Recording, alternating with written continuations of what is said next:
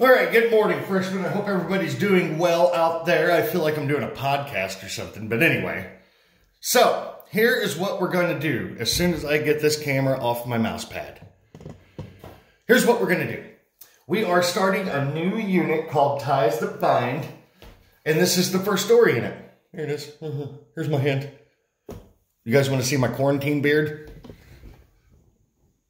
There's getting to be a lot of it.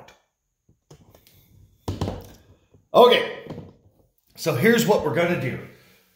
We're going to start this. This is the first story of our unit. And I get that things are still a little nuts and things, there's more responsibilities at home. That's what I'm looking for. But you guys have got to try to keep up with your work. The overwhelming majority of you have sent me nothing. So, if I don't start getting stuff, I'm going to assume nobody's doing it, and we're going to have to do it again next year. So, our work's going to get twice as piled up next year. Now, we're lucky because, well, I wouldn't necessarily say lucky because I actually like Shakespeare. But we haven't had time to do Shakespeare this year, to read Romeo and Juliet. However, next year, we might end up reading it if we can't get our assignments done. And so I'm not even asking done on time. I'm just asking done at all. But anyway, let's read The Osage Orange Tree. This is a story by William Stratford. A lot of these stories are going to focus on the connection between two people. And sometimes it's romantic, sometimes it's not. Sometimes it's just brotherly or friendly.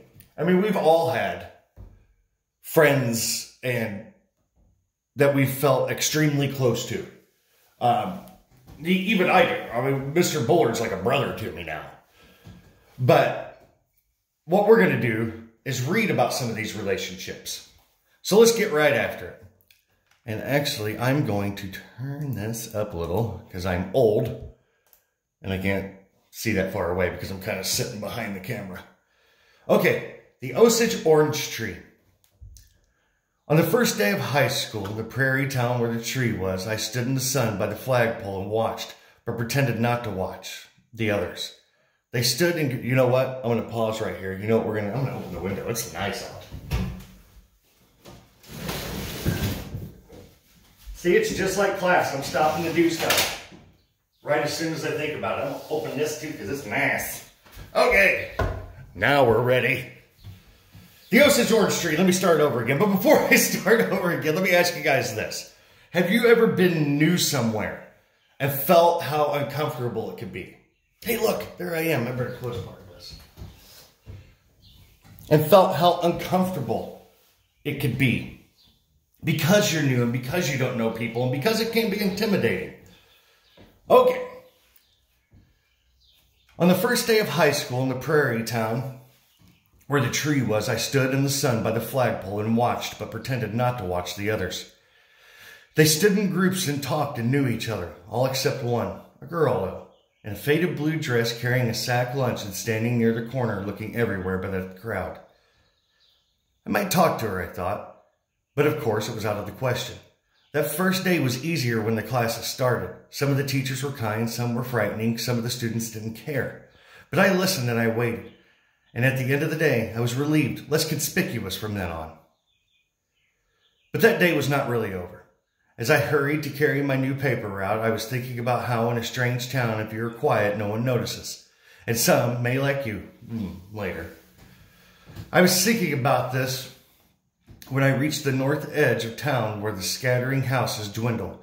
Beyond to the north lay openness. The big plains, a big swoop of nothing. There at the last house, just as I cut across the lot and through to the last customer, I saw the girl in the blue dress coming along the street, heading out on the town, carrying books, and she saw me. Hello. Hello. And because we stopped, we were friends. I didn't know how I could stop, but I didn't hurry on. I stood. There was nothing to do but act as if I were walking on out too. I had 3 papers left in the bag, and I frantically began to fold them, box them as we called it, for throwing. We had begun to walk and talk. The girl was timid. I became more bold. Not much, but a little. Have you gone to school here before? I asked. Yes, I went here last year. A long pause.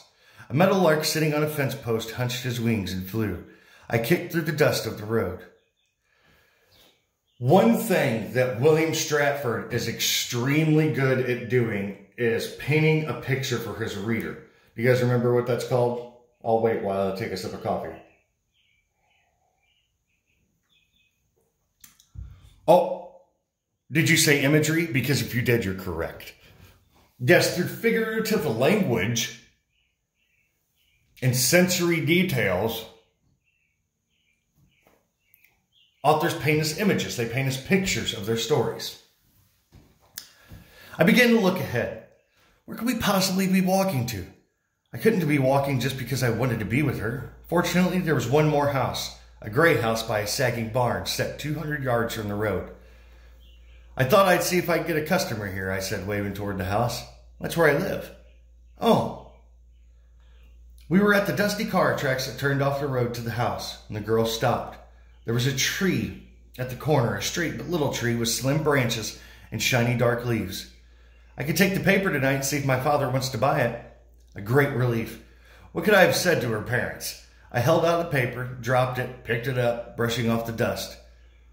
No, here's a new one. A great action, putting the dusty paper in the bag over my shoulder and pulling out a Freshman. When she took the paper, we stood there for a minute. The wind was coming in over the grass. She looked out with a tranquil expression. She walked away past the tree, and I hurried quickly back toward town. Could anyone in the houses have been watching? I looked back once. The girl was standing on the small bridge halfway into her house. Or halfway into her house. Yeah, I said it right. I hurried on. The next day at school, I didn't ask her whether her father wanted to take the paper. When the others were there, I wouldn't say anything. I stood with the boys. In American history, the students could choose their seats, and I saw that she was too quiet and plainly dressed for many to notice her. But I crowded in with the boys, pushing aside, scrambling for a seat by the window.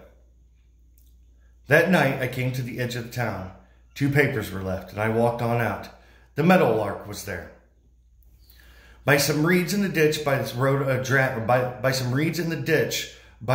a dragonfly, snake feeders we called them, glinted. Like how much imagery this guy's putting in every little aspect of the story. The sun was going down, and the plains were stretched out and lifted some way to the horizon. Can I go up onto the house? I didn't think so, but I walked on. Then by the tree, where her road turned off, she was standing. She was holding her books, more confused than ever. I stopped. My father will take the paper, she said. She told me always to leave the paper at the foot of the tree. She insisted on that, saying that her house was too far. And it is true that it was far off my route, a long way, a half a mile out of my territory. But I didn't think of that. And so we were acquainted. What I remember best in that town is those evening walks to the tree. Every night, or almost every night, the girl came there. Evangeline was her name. We didn't say much. On Friday night of the first week, she gave me a dime, the cost of the paper. It was a poor newspaper, by the way, cheap, sensational, unreliable. I never went up there to the house. We never talked together at school, but all the time we knew each other. We just happened to meet every evening. There was a low place in the meadow by the corner. The fall rains made the pond there, and in the evening sometimes ducks would be coming in. A long line with set wings down the wind, and then a turn, a skimming glide to the water. The wind would be blowing, the grass bent down. The evenings got colder and colder, and the wind was cold. As winter came on, the time at the tree was dimmer, but not dark. In the winter there was snow. The pond was frozen over, and all the plains were white. I had to walk down the ruts of the road and leave the paper in the crotch of the tree sometimes, when it was cold. The wind made a sound through the black branches, but usually, even on cold evenings, Evangeline was there. Why do you think these guys didn't talk at school? because he's discussing how every night they sat there when he delivered the paper, and she was always waiting for him. But when they would go to school, he would take off with the boys and go try to sit by the boys. And she, being very timid and honestly, I mean, she's kind of poor, would sit by herself. Why wouldn't he go sit by her, you think? Well, and then we have to also think about, do we see this happening even around each other? Where the boys kind of go with the boys and the girls kind of go off and do their own thing. I think that's what's going on. At school, we played ball at noon. The boys did. And I got acquainted. I learned that Evangeline's brother was the janitor at the school. A big, dark boy he was. A man, middle-aged, and I thought at the time. He didn't ever let on that he knew me. I would see him sweeping the halls bent down slow. I would see him and Evangeline take their sack lunches over to the south side of the building. Once I slipped away from the ball game and went over there, but he looked at me so steadily without moving that I pretended to be looking for a book and quickly went back and got in the game and struck out. He struck out more than once, didn't he?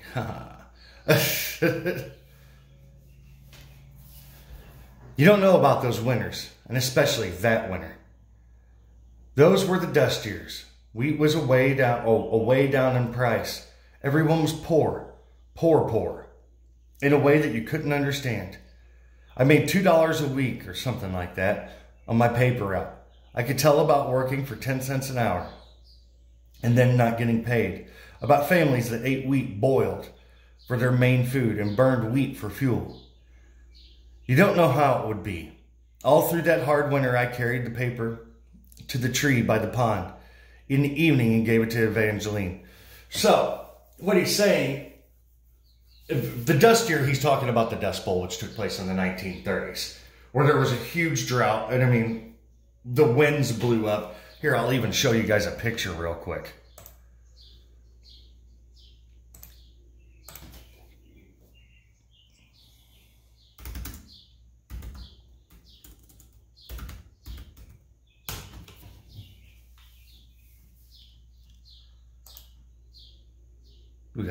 Here's a good picture.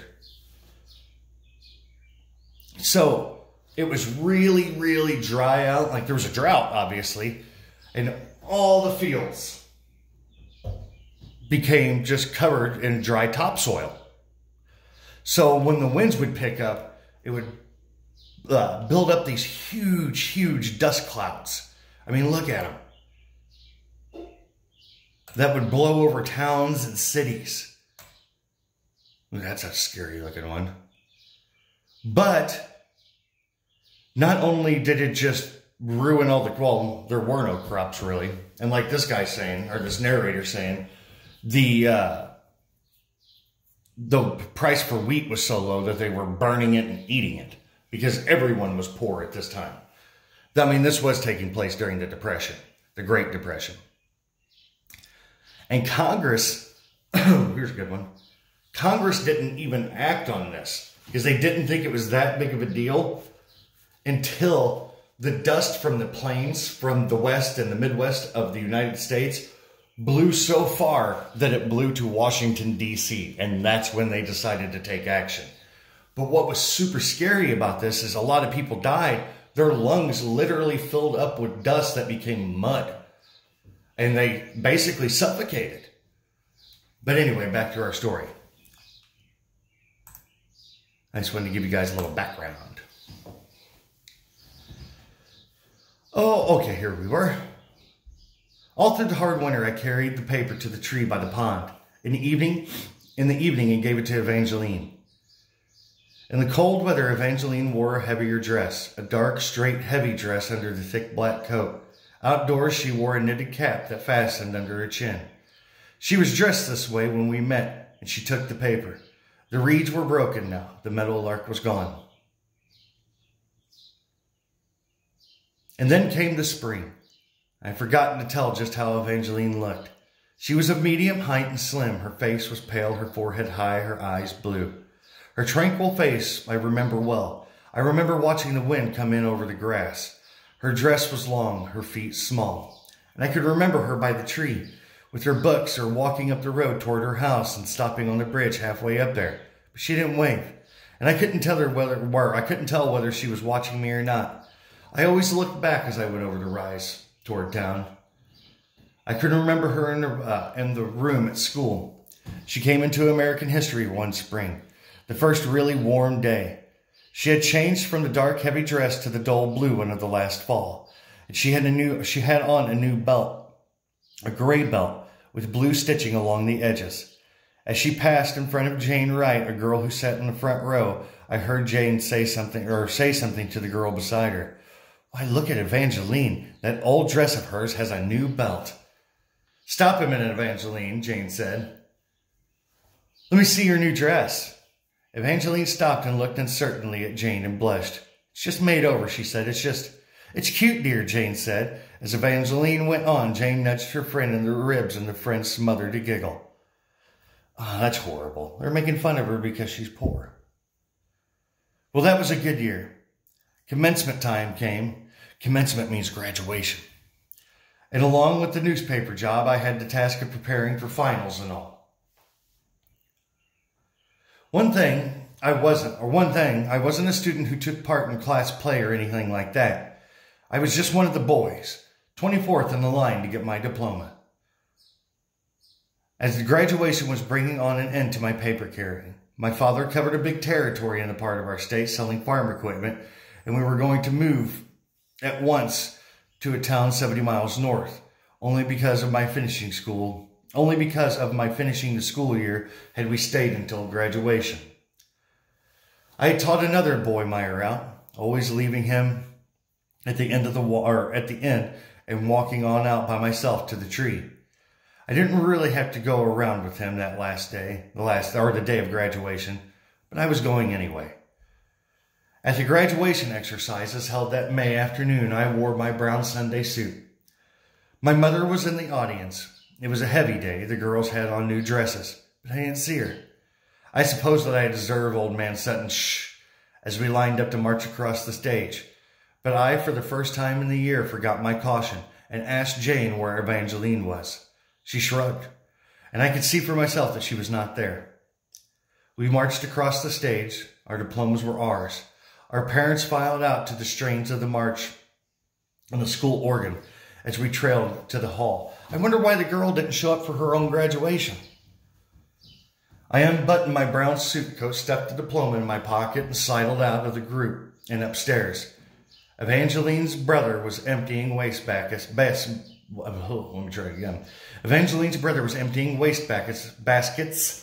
at the far end of the hall. I sauntered over toward him and stopped. I didn't know what I wanted to say. Unexpectedly, he solved the problem. Stopping in his work, holding a partly empty wastebasket over the canvas sack he wore over his shoulder, he stared at me, as if almost to say something. I noticed your sister wasn't here, I said. The noise below was dwindling. The hall was quiet, an echoey place. My voice sounded terribly loud. He emptied the rest of the wastebasket and shifted easily. He was a big man in overalls, and he stared at me. Evangeline couldn't come, he said. He stopped looking at me again and said, she stole. Stole? I said. Stole what? He shrugged and went towards the next wastebasket, but I followed him. She stole the money from her bank, the money that she was to use for her graduation dress, he said. He walked stolidly on, and I stopped. He deliberately turned away and picked up the next wastebasket. But he said something else, half to himself. You knew her, you talked to her, I know. He walked away. I hurried downstairs and outside. The new carrier would have the papers almost delivered by now. So I ran up the street toward the north. I took a paper from him at the end of the street and told him to go back, and I didn't pay any more attention to him. No one was at the tree, but I turned for the first time up the road toward the house. I walked over the bridge and up the narrow, rutty tracks. The house was gray and lopsided. The ground of the yard was packed. Nothing grew there. By the back door, the door which the road led, there was a grayish-white place on the ground where the dishwater had been thrown. A gaunt shepherd dog trotted out and growled. Get to drink my coffee.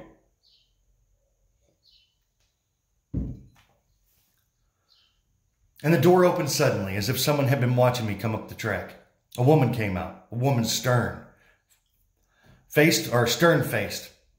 with the shawl over her head and a lumpy dress on. She came out the back porch and shouted, "Go away! Go away! We don't want no papers!"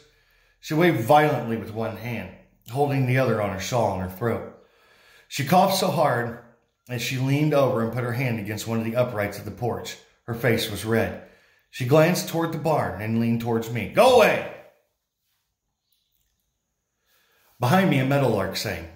Over all the plains swooped the sky. The land was drawn up somehow towards the horizon. I stood there, half defiant, half ashamed. The dog continued to growl and pace around me, stiff-legged, his tail down. The windows of the house were all blank, the blinds drawn. I couldn't say anything. I stood a long time, and then lowering the newspaper I had held out, I stood longer, waiting without thinking of what to do. The meadowlark bumbled over again, but I turned and walked away, looking back once or twice. Let me point something out real quick. So, one of our words for this unit was symbolism. I had you guys do that symbolism project and what symbolism means, and we've looked at images and like the American flag and how that's more than just a representation of the states. It's also a representation of pride, of opportunity, of hope, and all these other things that the flag can represent. But I will give you a tip. When you see an image portrayed over and over in a story, it usually has a deeper meaning. And what have we seen that has appeared several times in the story? And I'll give you a hint by highlighting it. Meadowlark. He's mentioned it 4 times now. So we have to assume that probably means something other than that. And we'll talk about that here in a little bit. The meadowlark bumbled over again, but I turned and walked away, looking back once or twice. The old woman continued to stand, leaning forward, her head out. She glanced at the barn, but didn't call out anymore. My heels dug into the grayish place where the dishwater had been thrown. The dog skulked behind me. At the bridge halfway to the road, I stopped and looked back.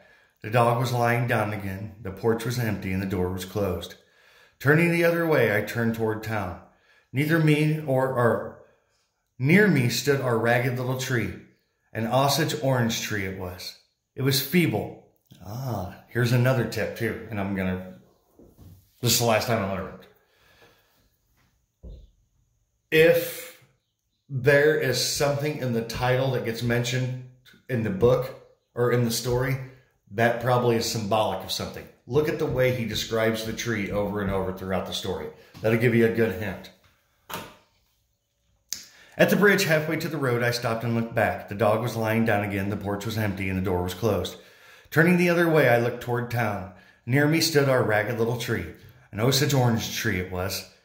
It was feebly coming into leaf, green all over the branches among the sharp thorns. I hadn't wondered before how it grew there, all alone in the plains of the country, neglected. Over our pond, ducks came slicing in. Standing there on the bridge, still holding the folded box paper, that worthless paper, I could see everything. I looked out along the road to town. From the bridge, you would see the road going away to where it went over the rise. Glancing around, I flipped the last newspaper into the bridge and then bent far over and looked where it had gone. There they were, a pile of box newspapers, thrown in a heap, some new, some worn, some unweathered by rain and by snow. And that's it. That's the Osage orange tree. Ooh, we'll read this one next week. So he's walking across the bridge. He looks down and he sees all these papers that he has brought to her. And her brother said she stole. Let's look at our study guide real quick. So, here on our study guide, well, and this was our video from last week, what symbolism is. And we'll worry about allegory later. An allegory, and I'll just tell you, an allegory, well, let's just fill these out real quick. What do we got to lose? We got nothing but time. So symbolism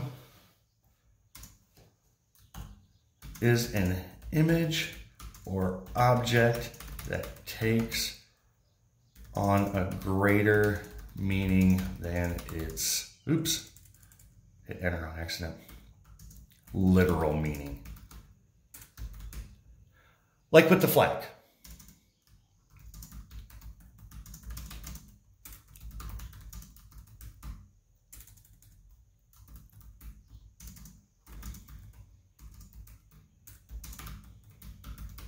Oops.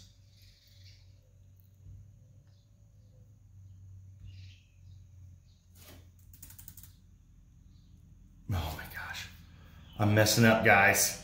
My hands are too big. Why don't I use my mouse?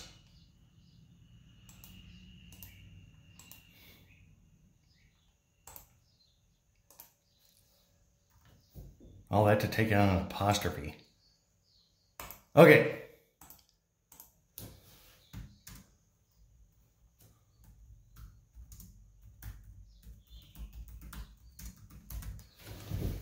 So, symbolism is an image or an object that takes on a greater meaning than its literal meaning. An example is the American flag. We talked about that. The flag can represent hope, opportunity, etc. It's more than just a piece of cloth. Okay, then we have allegory. Let's see what Google says about allegory.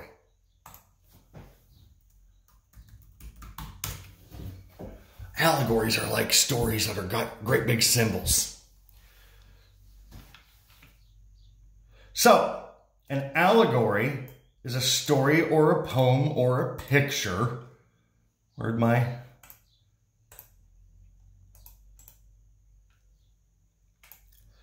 Is a story, a poem, or picture can be interpreted to reveal hidden meaning, typically a moral or a political one.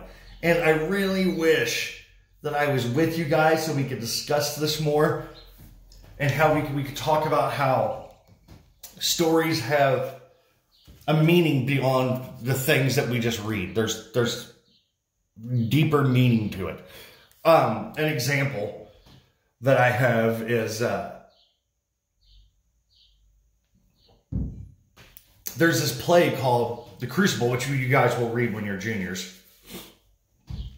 And it's about the Salem witch trials that took place in the 1492 or something like that. But it's not really about the Salem witch trials. It's about the hysteria that people felt during the Red Scare. And that's when we thought everybody was communists and blah, blah, blah. But we'll get way more into that. Okay, now let's talk about some of these. Where did Evangeline... You know what I want you to do, actually? Here's what I want you to do. There's 10 of them. I want you guys to answer these. And I want you to send me your answers in a Google Doc. And then next week when we start our next story, we'll go over these first and then start our next story. Because I want to see if you guys can answer these, if you can understand what you're reading somewhat. One thing I will tell you, though, and it may be obvious now, that girl was buying the newspapers because she wanted to see that boy. And she used the money that she was supposed to use for her graduation dress to do it. And that's the gist. But anyway, so, recap. Read the Osage orange tree and then try to fill out. Do your best to fill out these. And we'll talk about them next week before we start the Scarlet Ibis. All right. Stay safe. Get your work done. I promise you, I'm not giving you anything that's too hard. You guys are all perfectly capable of doing this. So, next week we'll start the Scarlet Ibis. We'll talk about these.